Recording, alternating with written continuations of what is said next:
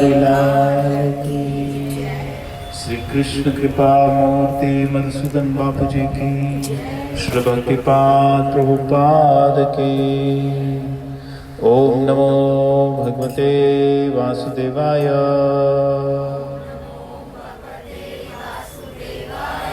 ओम नमो भगवते वासुदेवाय। ओम नमो भगवते वासुदेवाय। कृष्णाय वासुदेवाय देवकी नंदनाय च गोपकुमाराय गोविंदाय नमो नमः। हे कृष्ण करुणा सिंधु दीनबंधु जगत्पते गोपेश गोपीकांत राधाकांत नमोस्तुते। तप्त कंचन गौरंगी राधे वृंदावनेश्वरी। वृषभानुसुत देवी प्रणामामि हरिप्रिय। श्री कृष्ण चैतन्य प्रभु नित्यानंद श्री अद्वैत गदाधर श्रीवासादि गौर भक्त वृंद। हरे कृष्ण कृष्ण कृष्ण हरे हरे हरे राम राम राम हरे हरे। नमो विष्णुपदाय कृष्णपृष्ठाय भूतले श्रीमते मधुसूदनाय बापूजीते नामिने। नमस्ते मधुसूदनाय भक्तिपात्र्याय दुर्लभ कृष्ण भक्ति मति सरल कारिणे। श्री राधे भगवद गीता चैप्टर नंबर 10 श्लोक नंबर 41 भी उच्चारण कीजिए। यद्यत् विभूति मद तत्वम श्रीमद् ऊर्जितम एव वा तत्तत् एव अवगच्छ त्वं मम तेजः अंशः संभवम्। तुम जान लो कि सारा ऐश्वर्य सौंदर्य तथा तेजस्वी सृष्टियां मेरे तेज की एक स्फुलिंग मात्र से उद्भूत हैं। भगवद गीता साक्षात भगवान की वाणी।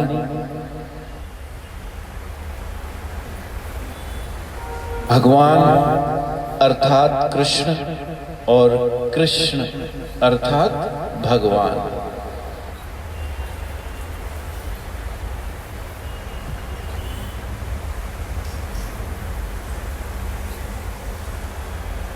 एक बहुत बड़ा दुर्भाग्य आज की सत्संग एक दुर्भाग्य से आरंभ हो रही है। लेकिन सत्संग जीव के दुर्भाग्य की बात तो करता है, क्योंकि जब गुरु प्रेरणा से शब्द निकलते हैं तो वो सिर्फ और सिर्फ जीव के परम हित और मंगल के लिए निकलते हैं, उसके परम सौभाग्य के लिए निकलते हैं। तो एक बहुत बड़ा दुर्भाग्य जीव का ये रहा है कि कभी भी भगवत ज्ञान का तत्व यथारूप में उसे उपलब्ध नहीं किया गया, खासकर कलयुग में। इसका क्या मतलब है? इसका यह मतलब है कि कृष्ण के विषय, मेरे साथ कहिए, कृष्ण कृष्ण कृष्ण। कृष्ण के विषय हमें कोई भी यथारूप में, मतलब एज इट इज, यथारूप में कृष्ण को प्रस्तुत करने वाला, प्रेजेंट करने वाला कोई आया ही नहीं सिवाय श्रील प्रभुपाद जी महाराज के। आप देखिए, अगर हम भारत में भगवान की बात करें तो जितने लोग उतने भगवान हैं यहां, जितने लोग उतने भगवान, उतनी मान्यताएं उतने भगवान। क्योंकि हर एक की जो अपब्रिंगिंग हुई है, बचपन से लेके हम बड़े हुए जिन लोगों के बीच, तो हमारे मन में कुछ आचार विचार की स्थापना की गई बचपन से। इस सबसे पहले आता है कुल आचार। कुल आचार मतलब जिस कुल में हमारा जन्म हुआ, उस कुल के जो आचार और विचार हैं वो हमारे अंदर डाले जाते हैं। जैसे आपने कई लोगों के ये बात सुनी होगी कि हमारी कुल देवी है, ये हमारे कुल के इष्ट हैं, राइट? तो ये उनके अंदर ये मान्यता स्थापित की गई क्योंकि उनका जन्म उस कुल में हुआ। देखिए, आप हिंदू धर्म में भी कई कुल नाना प्रकार के हैं। तो जिस कुल में, जिस समाज में जन्म होता है, उन समाज के लोगों के विचार बचपन से डाल दिए जाते हैं। तो ये क्या हुआ? कुलाचार, लोकाचार, फिर लोक के आचार विचार। एक तो जो पीढ़ी दर पीढ़ी, पीढ़ी दर पीढ़ी, पीढ़ी दर पीढ़ी मत और पीढ़ी दर पीढ़ी मान्यताएं चलती आ रही है, उसे घर में आए हुए लोगों पर भी थोप दिया जाता है या उसे स्वीकार करना पड़ता है। जैसे कई बार मैंने सुना है कि मैं शादी करके जिस घर में गई तो उस घर ने इस गुरु से दीक्षा ली थी, इस गुरु से नामदान लिया था, तो मैंने भी वहां से ले लिया। या मेरी मम्मी ने इनसे नामदान लिया था तो हमने भी वहां से नामदान ले लिया। लोकाचार, कुलाचार, ये सारी बातें। फिर इससे आगे बढ़िए तो वेदाचार। इसीलिए कहा यतो मत ततो मत, कि जितने लोगों की हम बातें सुनेंगे उतने मत हमारे बनते चले जाएंगे।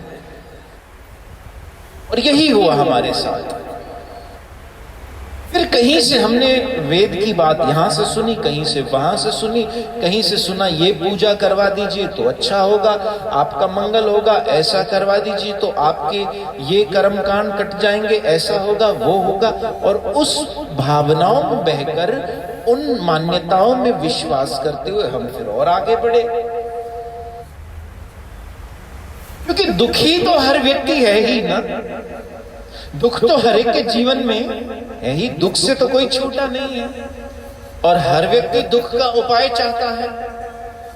भाई जो रोगी होगा, जो बीमार होगा, वो तो चाहेगा कि मेरी बीमारी दूर हो जाए, लेकिन उस बीमारी का इलाज कहां से करवाना चाहिए, किस ढंग से करवाना चाहिए, किस प्रकार से करवाना चाहिए, इसका उसे भी ज्ञान नहीं होता।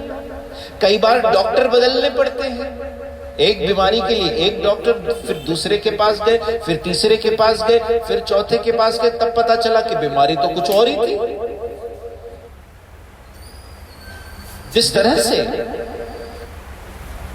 मान लीजिए किसी के सर में दर्द है, वो सबसे पहला काम क्या करेगा बताइए? खुद का खुद इलाज करेगा। क्या करेगा? आम लगाएगा, फिर भी दर्द नहीं किया और क्या करेगा? गोली ले लेगा, सेरोडोन खा लेगा, डिस्प्रिन खा लेगा, फिर भी दर्द नहीं किया, फिर क्या करेगा? इस कौन से डॉक्टर के पास? उसके आसपास जो छोटी सी क्लिनिक हो, वहां चला गया अपॉइंटमेंट लेकर। उस डॉक्टर ने और कुछ नहीं किया, वही दवाई जो हम अपने अनुसार लेते, उसने अपने अनुसार लिख के दे दी। अब बताइए, उससे भी दर्द ठीक नहीं होगा तो क्या करेंगे? क्या क्या क्या बोलेगा वो? क्या निकालो? सीटी स्कैन निकालो। स्पेशलिस्ट के पास गए, मतलब ब्रेन का डॉक्टर होता है न्यूरोलॉजिस्ट, सर में दर्द है तो न्यूरोलॉजिस्ट के पास जाएंगे। तो न्यूरोलॉजिस्ट जब उस रिपोर्ट को अच्छी तरह एनालिसिस करेगा, समझेगा, देखेगा, हमें दिखाएगा, तब जिसके सर में दर्द था उसे पता चला मेरे सर में तो छोटा सा ट्यूमर है और मैं खा रहा था क्या? डिस्प्रिन। अब क्या ट्यूमर का इलाज डिस्प्रिन से हो सकता है? लेकिन इस बीमारी का पता कब चला? जब हम एक स्पेशलिस्ट के पास गए, पहुंचे। कई डॉक्टर बदले हमने, कभी एक डॉक्टर की दवाई असर नहीं करती तो दूसरे से ले लेते हैं, दूसरे की नहीं करती, तीसरे से, फिर जब स्पेशलिस्ट के पास जाते हैं तो पता चलता है कुछ और ही कहानी चल रही थी। इसी तरह से हमें बचपन से जो अध्यात्म के बारे में, देवी देवताओं के बारे में, भगवान के विषय या कर्मकांड के विषय, पूजा के विषय जो जो बताता गया, हम वो करते गए। और उसके पीछे कारण क्या था? बस एक उम्मीद थी, इससे हम ज्यादा सुखी हो जाएंगे, हमारे दुख इससे भाग जाएंगे, हम सुखी हो जाएंगे, हम सुखी हो जाएंगे। लेकिन वास्तव में बीमारी तो कुछ और ही है। बीमारी तो, ये रोग तो कुछ और ही है। ये रोग को कहते हैं भवरोग। इस रोग को क्या कहते हैं? भवरोग। इस भवरोग को मामूली डिस्प्रिन खाकर, कोई पूजा अर्चना आराधना, कोई हवन, कोई व्रत रखकर नहीं ठीक किया जा सकता। कोई देवी देवता की दर्शन करके, कोई देवी देवता के ऊपर प्रसाद चढ़ाकर, कोई देवी देवता की पूजा करके इस भवरोग को दूर नहीं किया जा सकता। श्री राधे कहिए। इस भवरोग को दूर करने का तो महात्माओं ने, संतों ने, ग्रंथों ने, शास्त्रों ने, गीता भागवत ने एक ही उपाय बताया। अब वो स्पेशलिस्ट बता रहे हैं, ये कोई मोहल्ला क्लिनिक वाले नहीं बता रहे, ये स्पेशलिस्ट बता रहे हैं। गोस्वामी तुलसीदास ने कहा, मात पिता मित सुत मिल जाएंगे भवसागर के माही।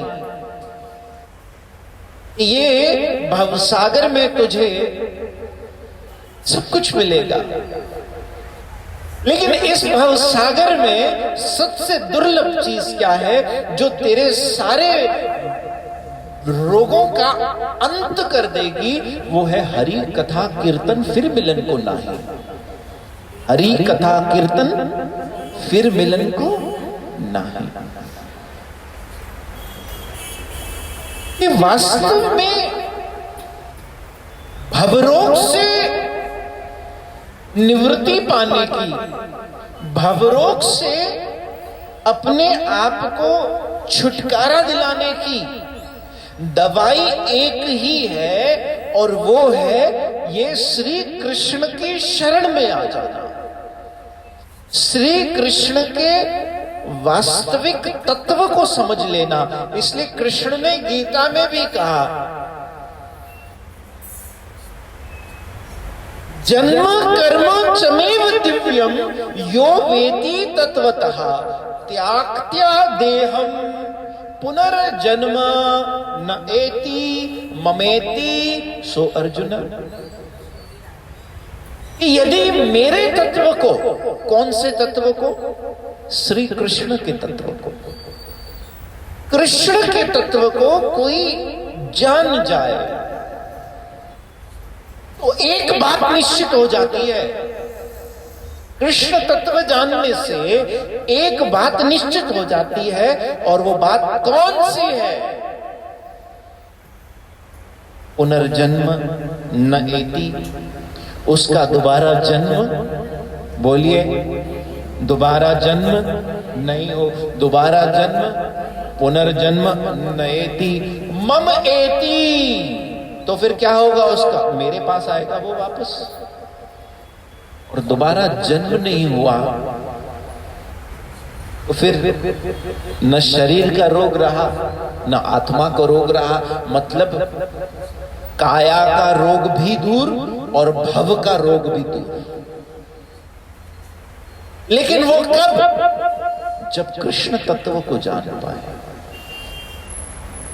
और कृष्ण तत्व को जानने के लिए हमें उन सब चीजों को डिलीट करना पड़ेगा जो हमने बचपन से सुनी और सीखी है। श्री राधे कहिए। बचपन से किसी ने बताया कि ये नाम ले लो, इसकी पूजा कर लो, इसके व्रत रख लो, इसकी आरती कर लो, इसका ये इतने सोमवार का ये व्रत रख लो, इतने शुक्रवार का ये उपवास रख लो। ये क्या है? ये सब क्या है पता है आपको? ये सब केवल उस डिस्प्रिन की तरह है। क्या है? डिस्प्रिन। मान लीजिए मैं आप लोगों से एक प्रश्न पूछता हूं, कुछ क्षणों के लिए मान लीजिए इस समय हमारे जीवन में भगवान न करे, लेकिन मान लीजिए कोई भी दुख आ गया, भगवान न करे आप सबके जीवन में सदैव खुशियों की बरसात होती रहे, मैं तो ये प्रार्थना करता हूं। और वास्तव में एक बात कहूं, आपके जीवन में खुशियों की बरसात उसी दिन शुरू हो गई जिस दिन आपके पैर सत्संग की तरफ बढ़ गए। मैं ये सच कह रहा हूं आप लोगों से और दिल से कह रहा हूं। हो सकता है आपके निजी जीवन में, आपके पर्सनल लाइफ में आपको लगता हो कि हमारे जीवन में ये दुख आ गया है, किसी के जीवन में कोई भारी नुकसान हो गया हो तो लगता होगा कि भाई दुखी हो गए, किसी के शरीर में कोई रोग आ गया हो तो लगता होगा भाई हम दुखी हो गए, किसी के व्यापार में, बिजनेस में कोई लॉस हो गया हो, किसी के रिलेशनशिप में कोई प्रॉब्लम आ गई हो, लगता हो भाई हम दुखी हो गए। लेकिन याद रखिएगा, सत्संग की तरफ कदम बढ़े हैं, सत्संग की तरफ कदम बढ़े हैं, इसका ये मतलब है कि जितने भी दुख हमारे जीवन में आए हैं उन सबसे निवृत्ति करने का एक रास्ता खुल गया, एक दरवाजा खुल गया। क्योंकि ये सत्संग भवरोग को दूर करता है। कृष्ण स्पष्ट रूप से कहते हैं, मैंने चौथे अध्याय का एक श्लोक बताया, फिर 8वें अध्याय का आपको फिर बताता हूं।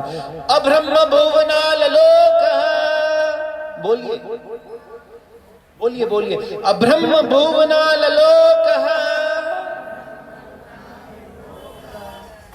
कृष्ण कह रहे हैं कि भूलोक मतलब धरती लोक से ब्रह्मा जी के लोक तक चले जाओ।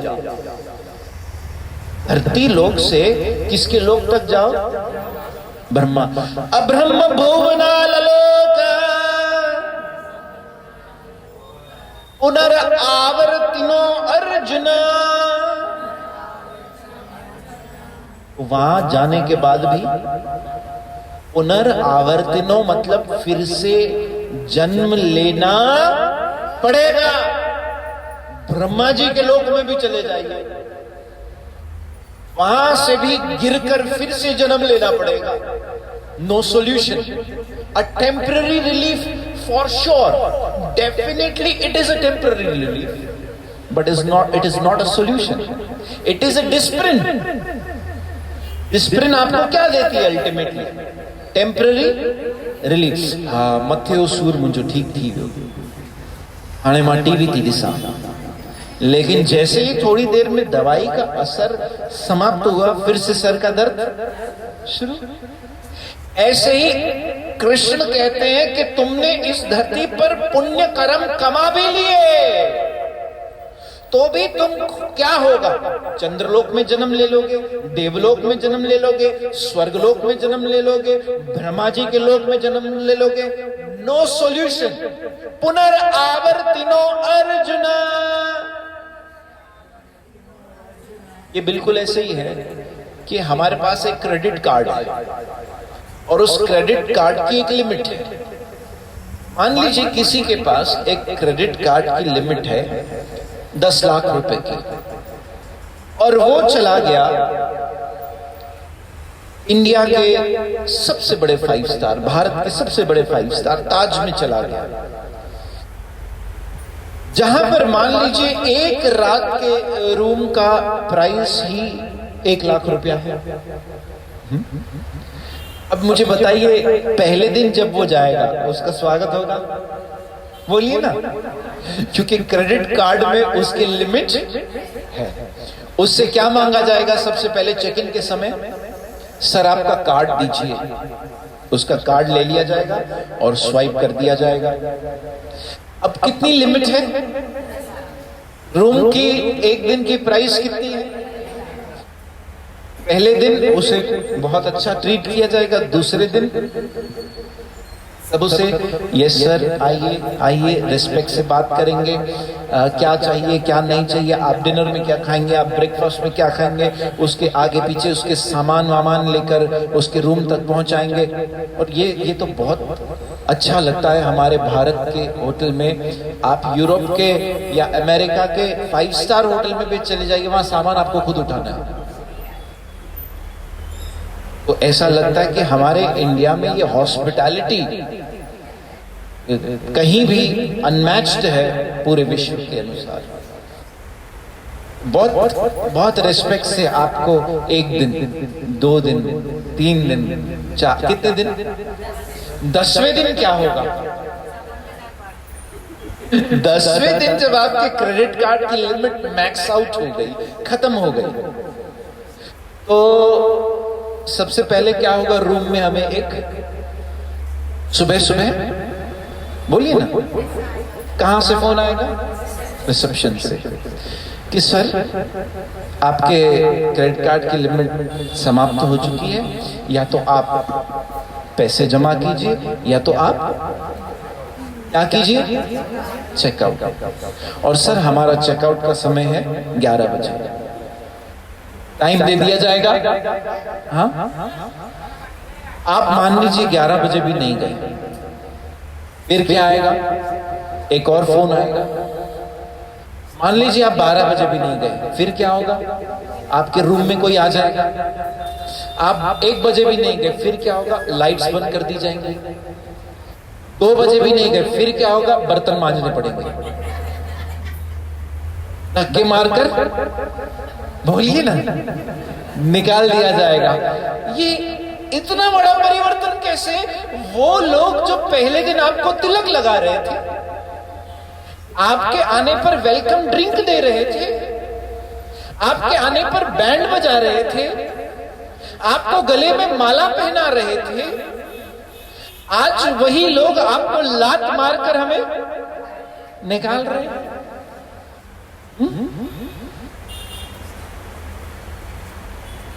सबसे बड़ा, बोलिए ना, सबसे बड़ा न बाप बड़ा न भैया, सबसे बड़ा रुपया। फिर उसका बाप भी हो, उसे वो निकाल देगा। श्री राधे कहिए। अंत में जैसे ही पैसे समाप्त हो गए, क्रेडिट खत्म हो गया, वही जो हमारा स्वागत और मान सम्मान कर रहे थे वो निकाल देंगे। इसी तरह से हमने यहां पुण्य कर्मों का क्रेडिट जमा भी कर लिया और हम देवलोक भी पहुंच गए, स्वर्गलोक भी पहुंच गए या ब्रह्मलोक भी पहुंच गए। सिर्फ तब तक हम वहां पर मान सम्मान के साथ रह सकते हैं जब तक वो क्रेडिट खत्म नहीं होता।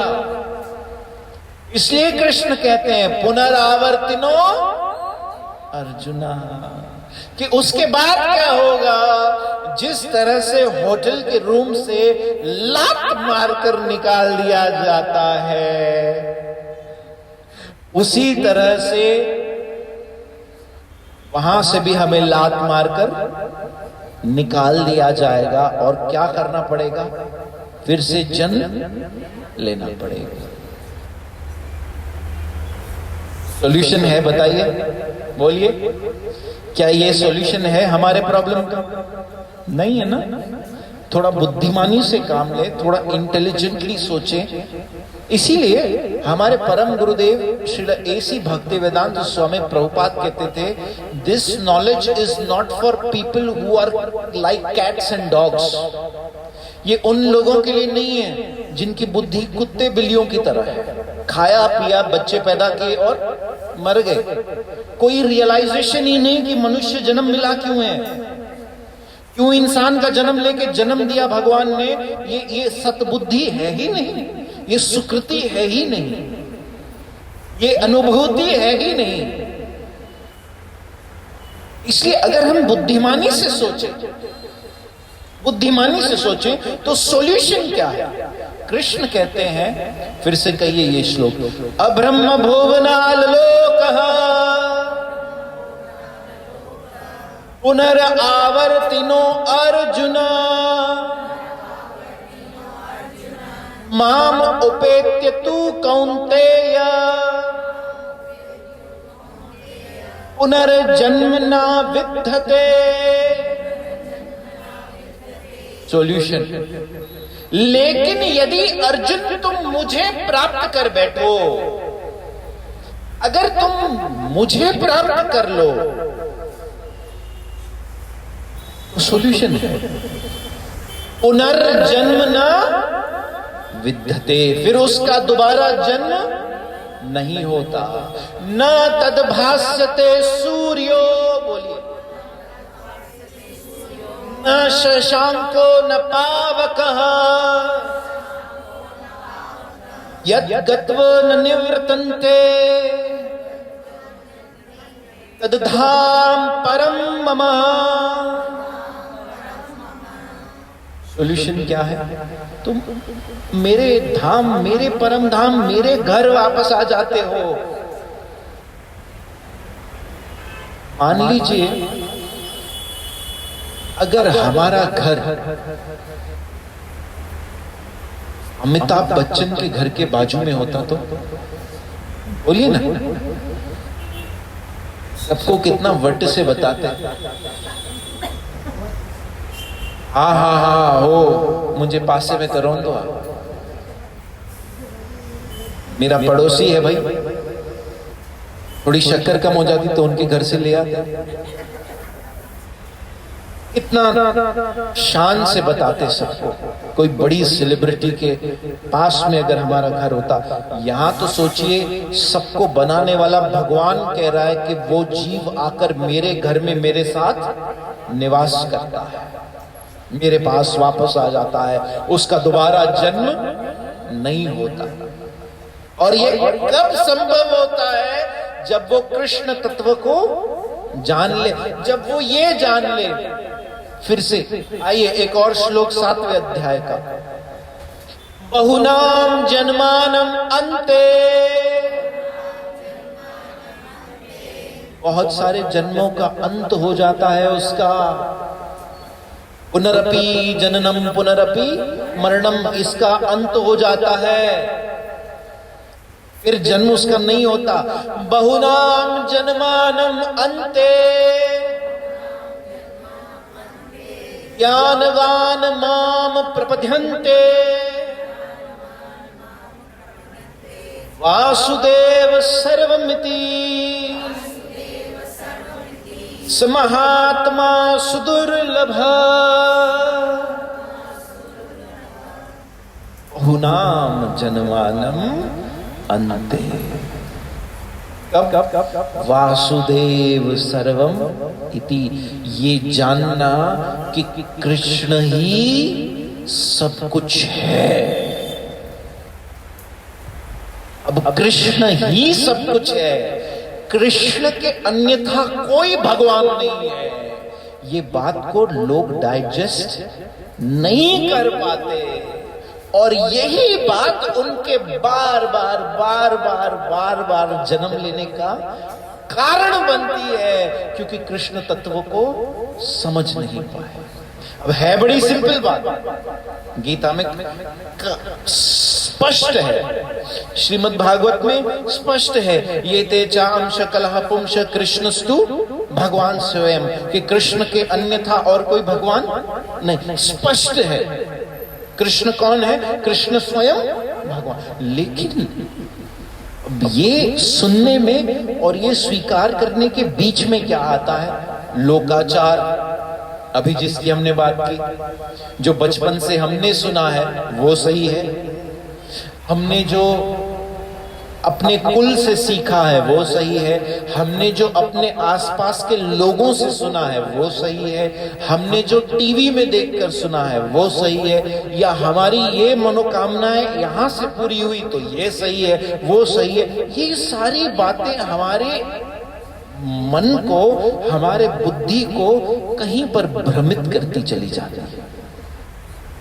और इसीलिए कृष्ण ने कहा 7वें अध्याय में, मनुष्याणाम सहस्त्रेषु, सहस्त्रेषु, सहस्त्र सहस्त्र सहस्त्र मनुष्यों में से कोई एक होगा जो कृष्ण तत्व को यथारूप में एज इट इज स्वीकार कर पाएगा, जान पाएगा। और जिसने ये जान लिया, जिसने ये जान लिया, ये जानते ही वो निष्पाप हो गया। और ये मैं नहीं कह रहा, ये गुरु ग्रंथ में गुरु नानक देव जी महाराज कह रहे हैं। हम जाते तो हैं गुरुद्वारे, मत्था भी टेकते हैं, सर भी झुकाते हैं, लेकिन कभी ये जानने का प्रयास नहीं किया कि गुरु ग्रंथ किसकी महिमा गाता है।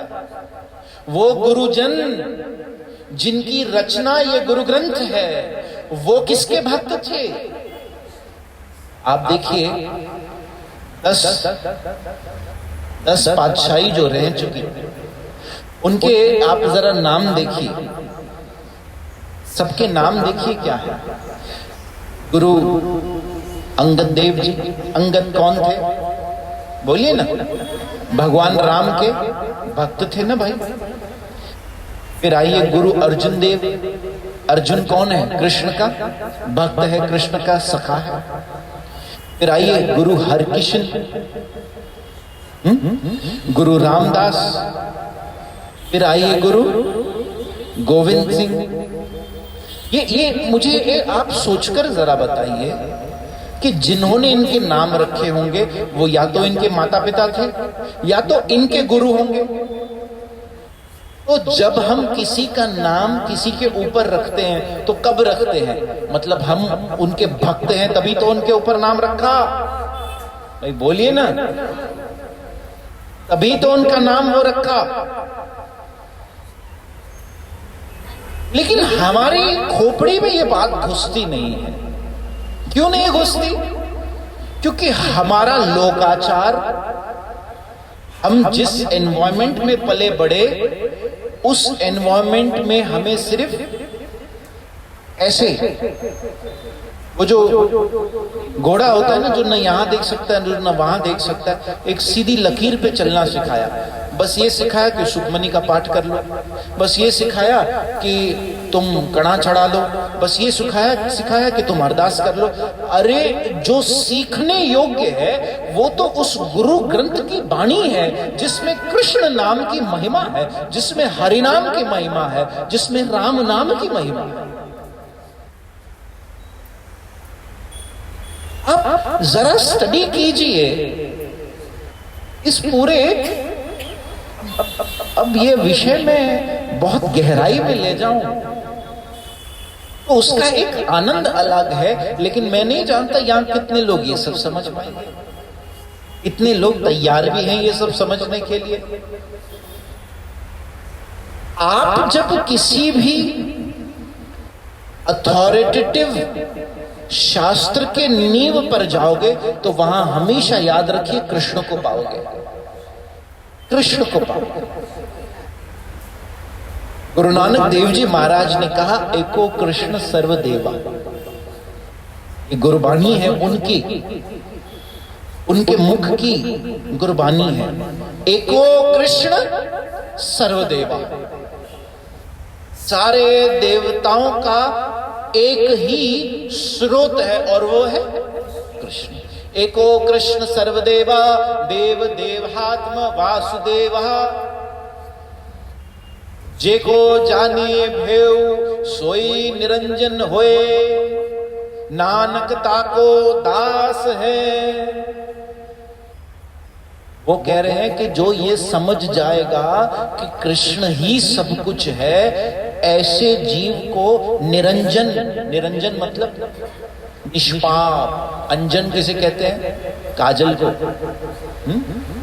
काला काला जो, और निरंजन मतलब बिल्कुल साफ। निरंजन मतलब वो बिल्कुल निष्पाप हो जाएगा। नानकता को दास है। नानक देव कहते हैं मैं उसका दास हूं।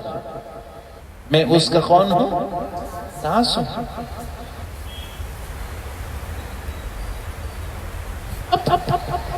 आप सोचिए,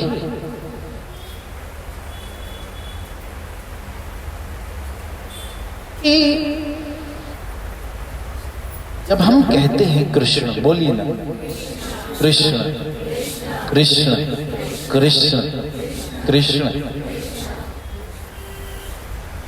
ये कृष्ण कहने में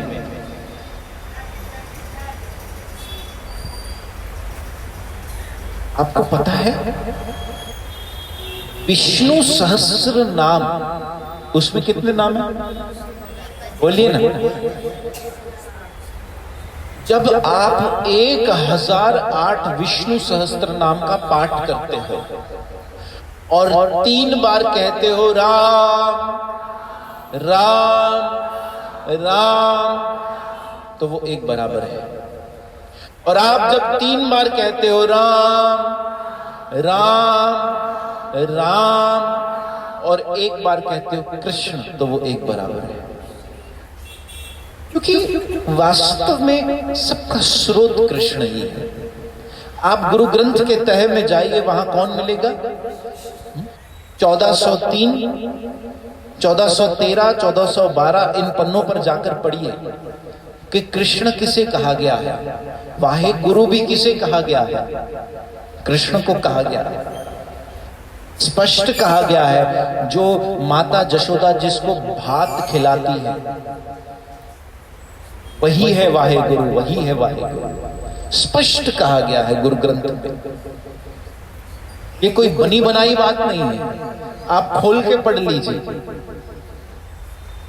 आप चले जाइए बुद्धिज्म में, जिसका आरंभ किसने किया? गौतम बुद्ध ने। गौतम बुद्ध कृष्ण के 90 अवतार थे।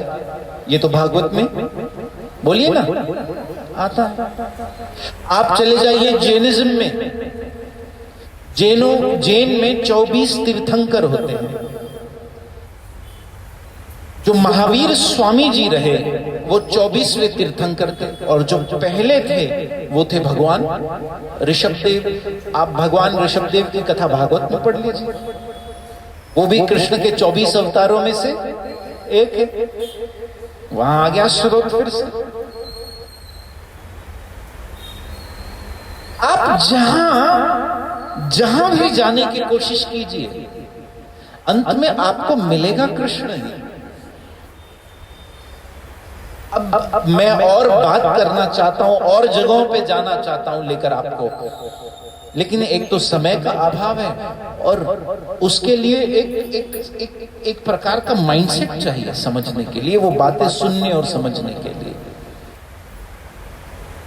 इसलिए कृष्ण को तत्व से ये जो आप कृष्ण नाम लेते हो ना, हरे कृष्ण कृष्ण कृष्ण हरे हरे, हरे राम राम राम हरे हरे, हरे कृष्ण कृष्ण कृष्ण हरे हरे, हरे राम राम राम हरे हरे। ये जो कृष्ण नाम आप लेते हो ना, तो सोचिए सीधे डायरेक्ट आपको सारे शास्त्रों का, सारे ग्रंथों का, सारे पंथों का सार प्राप्त हो गया है, और यही भवरोग की दवाई है। हमने आज का सत्संग आरंभ कहां से किया था? दुर्भाग्य से किया था, जीव के दुर्भाग्य से किया था। लेकिन जब वो दुर्भाग्य से भरा हुआ जीव किसी संत से, किसी साधु से, किसी महात्मा से जुड़ जाता है और उसके जीवन में कृष्ण नाम आ जाता है, तो वो अति सौभाग्य में परिवर्तन हो जाता है। यही है सबसे बड़ा सौभाग्य। संत कबीर ने कहा, देहधारी का फल यही, भज मन कृष्ण मुरार, मनुष्य जन्म की मौज ये, मिले न बारंबार। जो देहधारी है, मतलब जिसने ये शरीर धारण किया है, उस देहधारी का सबसे बड़ा फल क्या है? क्या है सबसे बड़ा फल? खाना, पीना, सोना। अब इंसान न खा सकता है आजकल, न पी सकता है, न सो सकता है। खाना डॉक्टर ने मना कर रखा है, ये मत खाओ, वो मत खाओ, मीठा मत खाओ, शुगर मत खाओ। पीना पत्नी ने मना कर रखा है, इतना वधिकता पियो, पीना नहीं, मत पीना, श्री राधे कहिए। और सोना, वैसे भी नींद नहीं आती, करवटें बदलते बदलते 2 बज जाते हैं, 3 बज जाते हैं, कभी कभी सुबह हो जाती है, सोचते हैं भाई नींद ही नहीं आई। इसलिए जब कोई सत्संग में आकर सोता है, मैं तो खुश होता हूं। घर में नहीं आ रही, लेकिन कम से कम सत्संग में तो 2 झपकी मार के जा रहे हैं। भाई मन को शांति मिल रही है, तभी तो मार रहे हैं। अच्छी बात है, सोकर जाया कीजिए। हमने बेड्स इसीलिए रखे हैं, सो जाया कीजिए, क्योंकि वैसे भी घर में तो नींद फिटी हुई है सबकी। पहले कहते थे, पैंजो घर गुरुवयो, हाणे पैंजो घर ही दर बदर। अपने ही घर में इंसान दर बदर लगा पड़ा। तो आप सोचिए, अगर इस शरीर का सुख खाना होता, अगर इस शरीर का सुख सिर्फ खाना ही होता, तो फिर भाई हमें डॉक्टर कभी खाने के लिए मना क्यों करते? ये मत खाओ, ये खाना अच्छा नहीं, वो खाना अच्छा नहीं। अगर खाना ही सुख है तो फिर खाओ। अगर सारी भोग वृत्तियां करना ही शरीर का सुख है, तो फिर ये शरीर बूढ़ा क्यों हो जाता है? ये हमेशा जवान रहे, हमेशा भोगता रहे। मतलब प्रकृति भी बता रही है कि ये शरीर उसके लिए नहीं मिला है। तो महात्मा बताते हैं, संत कबीर ने कहा, देहधारी का फल यही। तुम्हें ये शरीर मिला है, इसका फल तो जानो क्या है। क्यों मिला भाई? मनुष्य शरीर क्यों मिला? इंसान क्यों बनाया गया तुम्हें? 2 हाथ 2 पैर देकर इंसान क्यों बनाया गया? इसलिए बनाया गया बस सारा दिन यहां से वहां भागते रहे, सारा दिन जुगाड़ में लगे रहे, सारा दिन व्यवहार में लगे रहे, सारा दिन हमारी जो बुद्धि है, हमारी जो वृत्ति है, इन्हीं विचारों में डूबी हुई और लिप्त रहे, सारा दिन इसी आपाधापी में भागते हुए रहे, सिर्फ इसलिए कि बस थोड़ा सा कहीं से हमें सुख मिल जाए। अरे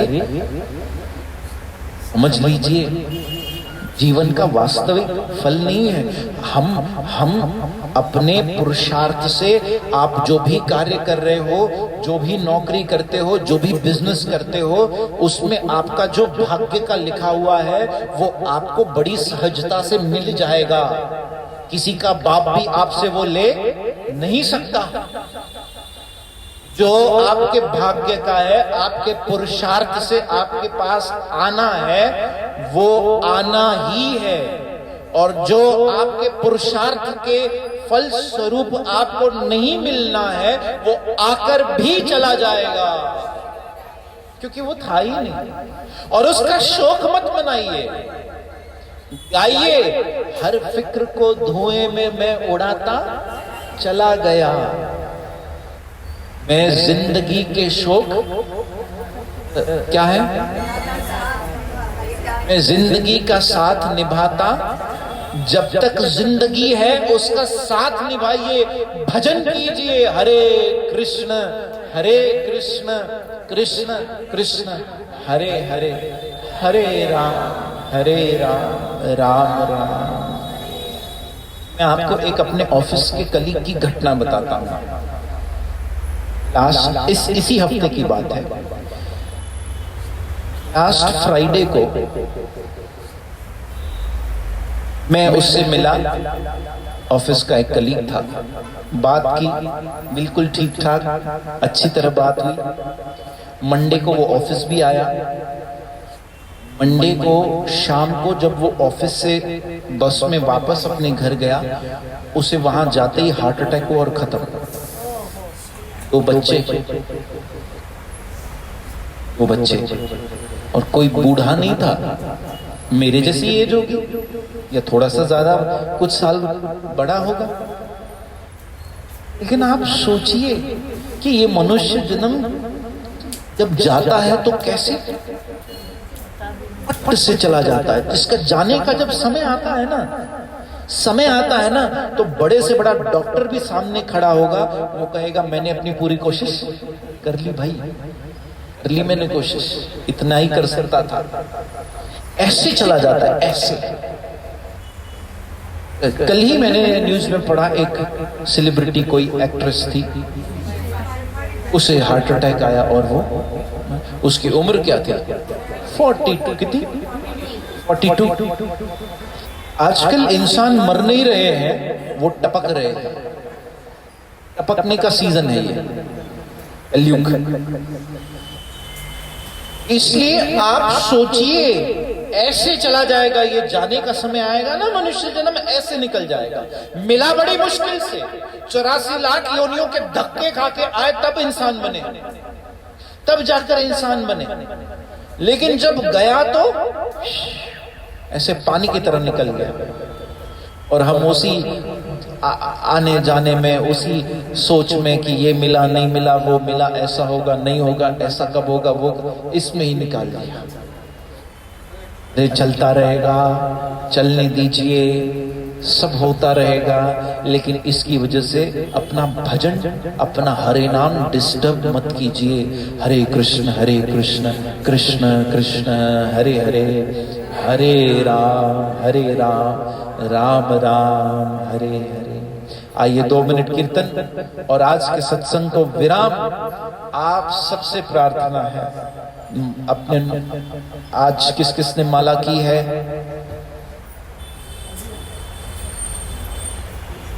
चैंटिंग बीट्स एवरीबडी। देखिए, मैं बार बार कहता हूं, अगर आपके पास ये माला नहीं है तो ले लीजिए। माला, तिलक, तुलसी माला, ये सब भक्तों का श्रृंगार है, ये डेकोरेशन है, ये हमारा क्या है? श्रृंगार है। इसे उठाने और पहनने से शर्माइए मत। इससे हमें कोई शर्म नहीं आनी चाहिए, बल्कि हमें गर्व और प्राउड फील होना चाहिए कि अब हमारी पहचान किससे होने लगी है? कृष्ण से, भगवान से। आप देखिए, जब आपके हाथ में माला होगी, जब सर पर तिलक लगा होगा, अगर बाहर आपको कोई अनजाना व्यक्ति भी दिखेगा, कहेगा राधे राधे, कहेगा जय श्री कृष्ण, कहेगा हरे कृष्ण। इतना अच्छा काम हो गया आपसे कि आपने एक व्यक्ति को, जो बेचारा पूरा दिन बैठा था, उसे भगवान याद नहीं आया, लेकिन जब आपको देखा तो भगवान को याद कर बैठा। यही कारण होता है कि एक वैष्णव की वेशभूषा का महत्व होता है, एक उसकी डिग्निटी होती है। जैसे एक बड़े गवर्नमेंट ऑफिसर को कोई देखे तो उसे सलाम किया जाता है, उसे सैल्यूटेशन दी जाती है। ऐसे ही जब एक वैष्णव को कोई देखे तो उसे भी भगवान का नाम लेकर सैल्यूटेशन दी जाती है। श्री राधे। तो आइए कुछ देर कीर्तन करके आज के सत्संग को यही विराम देते हैं। बड़ी आनंद मंगल की बात है कि आप सभी सत्संग में आए। और जैसा आज का विषय था कि भले ही जीव जन्म लेकर दुनिया में आया तो बहुत दुर्भाग्य लेकर आया अपने साथ। भाई लेकर तो आया, तभी तो भोग रहा है ना। अगर दुर्भाग्य नहीं लेकर आया होता तो हमें इतनी सी भी तकलीफ कभी नहीं हुई होती। तो दुर्भाग्य तो बहुत सारे हम सब लेकर आए, लेकिन ये सत्संग, ये कीर्तन, ये हरि नाम, ये हरि कथा जीव के लिए सारे दुर्भाग्य विनाश करके उसके अति सौभाग्य का उदय कर देता है। और मुझे फिर सत्संग इसी बात पर एक गुरबानी याद आ रही है, इसी दुर्भाग्य की बात पर। नानक देव जी महाराज ने कहा, भय नाशनम दुर्मति हरण, मतलब दुर्भाग्य का हरण करने वाला, भय का विनाश करने वाला। भय नाशनम दुर्मत हरण, कली में हरि को नाम। कली मतलब कलयुग, कली में हरि को, ये हरि नाम। भय नाशनम दुर्मत हरण, कली में हरि को नाम। निस दिन नानक जो जपे, सफल होवे सब काम। सब काम सफल हो गए, क्योंकि भवरोग चला गया। कृष्ण नाम, कृष्ण तत्व, कृष्ण कथा, ये सब हमारे भवरोग को दूर करती है। आइए 2 मिनट कीर्तन। जय जय श्री राधे, जय जय श्री राधे, जय जय श्री राधे। हरे कृष्णा कृष्णा कृष्णा हरे हरे,